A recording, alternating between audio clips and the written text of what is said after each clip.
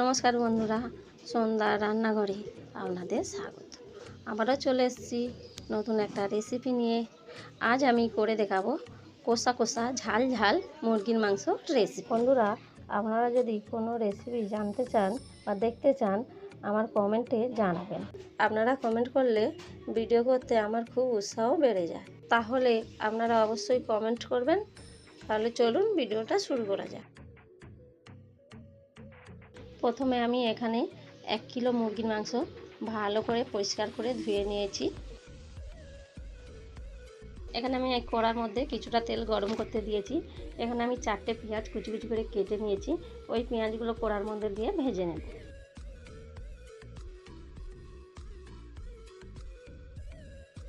পেঁয়াজটা হালকা ভাজা হয়ে গেছে। ওর মধ্যে আমি আদা রসুন বাটা 2 চামচ দিয়ে দিলাম। দিয়ে আবারও নাড়াচাড়া করে ভেজে নেব। আদা রসুনটা ভাজা ভাজা হয়ে গেছে। 4টে টমেটো কেটে রেখেছিলাম আর 4-5টা কাঁচা লঙ্কা একসাথে দিয়ে দিচ্ছি। দিয়ে আবারও নাড়াচাড়া করে ভেজে নেব।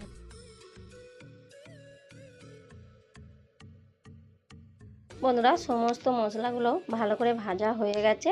এবারে এটা লাবি নিয়ে ঠান্ডা করে নেব। ঠান্ডা করে একটা মিক্সির জারে দিয়ে বেটে নেব। বন্ধুরা, এখানে আমি একটা কড়া বসিয়েছি। কড়াই তেল দিয়েছি, তেল গরম হয়ে গেছে। 4টে আলু আমি ডুমো ডুমো করে কেটে ধুয়ে নিয়েছি। ওই আলুগুলো দিয়ে দিচ্ছি। দিয়ে উল্টে পাল্টে লাল লাল করে ভেজে নেব। দেখুন বন্ধুরা, আলুটা উল্টে পাল্টে ভালো করে লাল লাল করে ভেজে নিয়েছি। আলুটা তুলে নিচ্ছি। ওই তেলের মধ্যে 2টো শুকনো লঙ্কা 2টো তেজপাতা দিয়ে দিলাম। ধুয়ে রাখা মাংসটা দিয়ে দিলাম। উল্টে পাল্টে ভালো করে ভেজে নেব।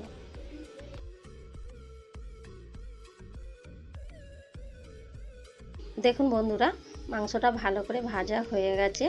যে মশলাটা বেটে রেখেছিলাম ওই মশলাটা মাংসের মধ্যে দিয়ে দিচ্ছি। দিয়ে আবারও ভালো করে নাড়াচাড়া করে কষে নেব।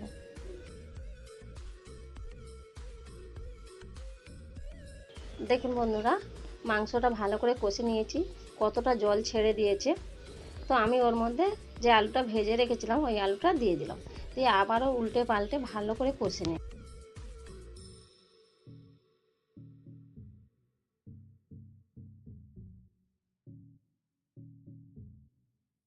মাংসটা কষা হয়ে গেছে। এবারে এর মধ্যে দিয়ে দিচ্ছি 1 চামচ নুন, 1 চামচ হলুদ গুঁড়ো, 2 চামচ লঙ্কা গুঁড়ো। ধরুন আমি লঙ্কাটা বেশি দিলাম, আপনারা আপনাদের পছন্দ মতন দেবেন। 1 চামচ কাশ্মীরি লাল লঙ্কার গুঁড়ো, 1 চামচ ধনে গুঁড়ো, 1 চামচ জিরে গুঁড়ো।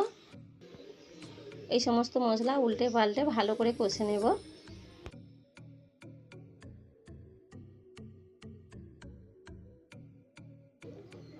দেখুন বন্ধুরা, ভালো করে মাংসটা কষে নিয়েছি। কত সুন্দর একটা কালার এসছে। তো মাংসটা কষা হয়ে গেছে। আমি পরিমাণ মতন জল দিয়ে দিচ্ছি। ও খুব বেশি জল দেব না, মাংস যেহেতু কষা কষা করব। জল দেওয়া হয়ে গেছে। ভালো করে নাড়াচাড়া করে মিশিয়ে নেব। নিয়ে চাপা দিয়ে 15 মিনিট মাংসটা সিদ্ধ করে নেব।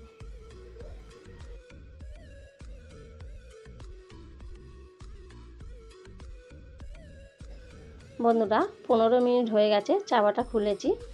তো দেখুন বন্ধুরা, কত সুন্দর মাংসটা লাগছে। সব কিছু ভালোভাবে সিদ্ধ হয়ে গেছে।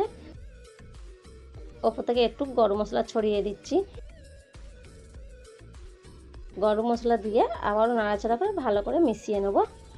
তো বন্ধুরা, আমাদের মাংস তৈরি, লাভিয়ে নিচ্ছি। দেখুন বন্ধুরা, আমাদের কষা কষা মাংসের ঝাল তৈরি। তো আমি যেভাবে বানিয়েছি আপনারা অবশ্যই এইভাবে একবার বাড়িতে বানিয়ে খেয়ে দেখবেন। আর আমার ভিডিও যদি ভালো লেগে থাকে কমেন্টে জানাবেন।